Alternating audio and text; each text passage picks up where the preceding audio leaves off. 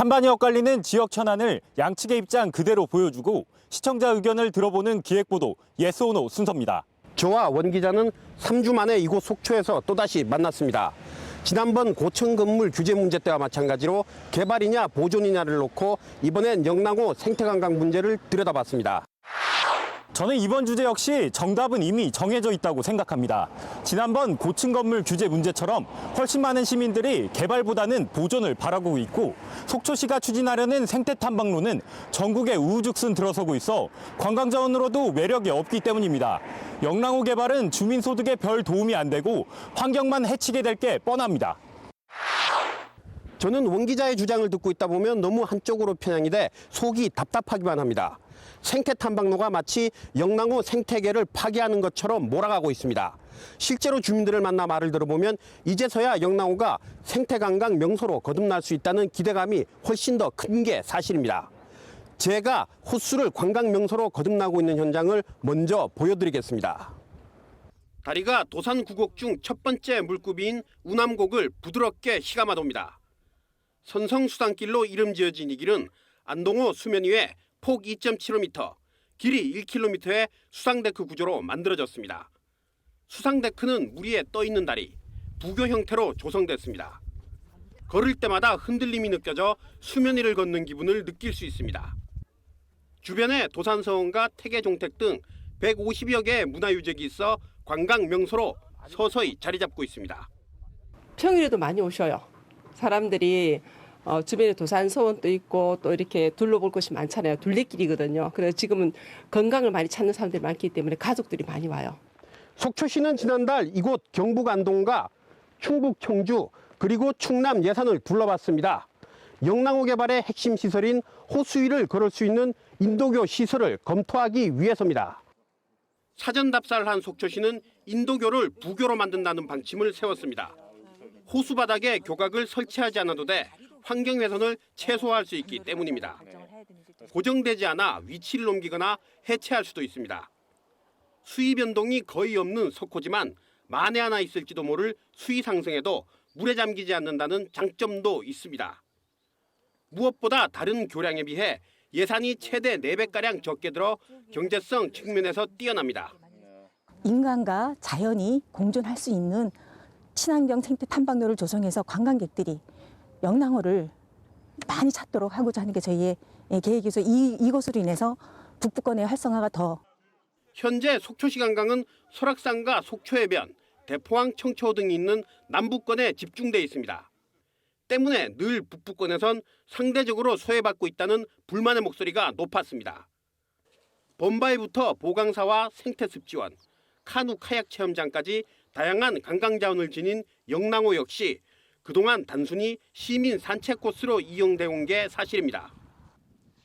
속초시가 영랑호를 전망데크와 공원을 갖춘 생태관광지로 조성하겠다는 계획을 세운 가장 큰 이유입니다.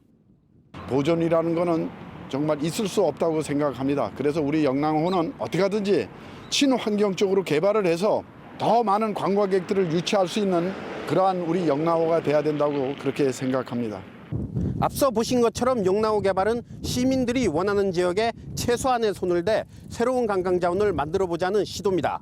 환경 보존을 이유로 이마저도 개발하지 않는다면 속초시 관광은 영원히 제자리 걸음에 머물 수밖에 없습니다. 그렇지 않습니다. 지금까지 영랑호를 개발하지 않은 데엔 충분한 이유가 있습니다. 영랑호는 자연 그대로의 모습을 간직한 국내에 몇 안 되는 석호입니다. 자연 호수의 아름다움만 그대로 보존해도 훌륭한 관광 자원인데 이제 와서 손대겠다는 건 분명 잘못된 선택입니다. 겨울 호수의 잔잔한 수면 위로 청둥오리가 무리지어 유유히 표랑합니다. 백로는 자맥질에 몰두합니다. 사계절 철새 서식지인 영랑호가 빚어낸 아름다운 풍광입니다. 이렇게 근사한 자태를 뽐내는 철새를 앞으로 찾아보기 힘들어질 수 있습니다. 속초시가 영랑호를 가로지르는 인도교를 중심으로 한 관광 개발에 나섰기 때문입니다.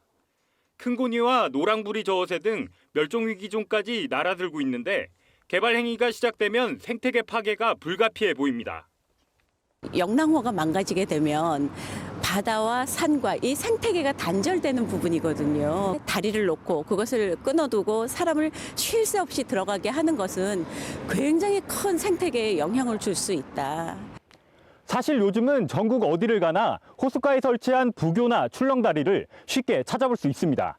지자체 간의 경쟁이 치열해지면서 관광객이 분산돼 개통 초기에만 반짝 성과를 거둔 곳이 대다수입니다.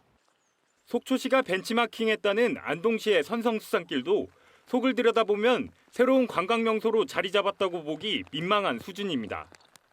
지난해 안동을 찾은 관광객 수는 835만 명인데 선성수산길 방문객은 10만여 명에 불과합니다.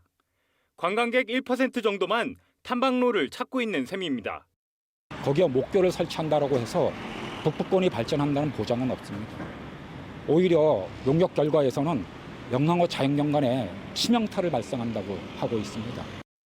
영랑호 수상데크 하나만으로 속초 북부권 관광을 살리겠다는 구상도 비현실적입니다. 해마다 1,800만 명이 찾는 속초 관광은 주로 남부권에 쏠려 있는 게 사실입니다. 청초호와 관광수산시장, 아바이마을과 대포항 등이 필수 코스처럼 굳어진 건 그만큼 볼거리와 먹거리가 풍부하기 때문입니다.